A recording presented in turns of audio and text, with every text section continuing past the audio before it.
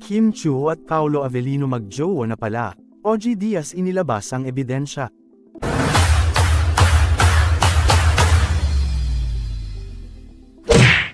Sa pinakabagong balita mula sa mundo ng showbiz, umani ng malaking atensyon ang mga pahayag ni OG Diaz. Ipinahayag niya na may mga ebidensya silang hawak na magpapatunay sa tunay na estado ng relasyon ni Kim Chiu at Paolo Avellino. Patuloy na pinag-uusapan ng dalawa sa mga social media at balita, kung saan lumutang ang mga espekulasyon na maaaring may espesyal silang ugnayan. Sa mga pahayag ni OG, sinabi niyang tila may mga dahilan kung bakit hindi pa nila ito nais na ipaalam sa publiko. Ayon kay OG, mula sa kanyang pinagkakatiwalaang source, nakahanda na sanang aminin ni Paolo ang kanilang relasyon. Ngunit, ipinagpaliban ito ni Paolo dahil hindi pa raw handa si Kim na ipakita ito sa publiko. Kaya naman, napagpasyahan nilang panatilihing lihim ang kanilang relasyon sa ngayon. Ang ganitong sitwasyon ay hindi bago sa mundo ng showbiz, kung saan madalas na ang mga artista ay may mga pribadong bagay na nais nilang itago mula sa mata ng publiko.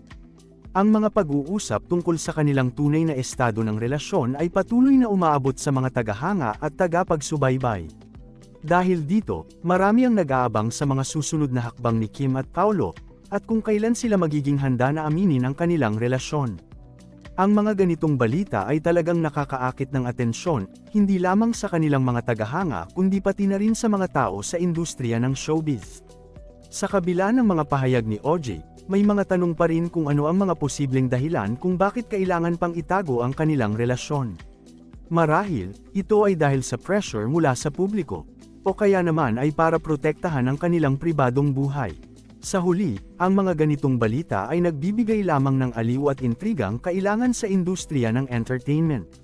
Habang patuloy na umaabot ang mga balitang ito sa mas malawak na audience, tiyak na magkakaroon ng iba't ibang reaksyon mula sa mga tao. Ang mga fans ni Kim at Paolo ay abala sa pagbuo ng mga teorya at opinyon ukol sa kanilang estado ng relasyon, at tila walang katapusan ang mga speculations na ito. Ang pag-usbong ng ganitong balita ay nagpapakita lamang na sa likod ng makikinang ng ngiti at mga proyekto ng mga artista. May mga kwento at tunay na buhay din na puno ng emosyon at desisyon. Sa paglipas ng panahon, maaaring magbago ang kanilang sitwasyon at balitaan ang publiko sa kanilang mga susunod na hakbang.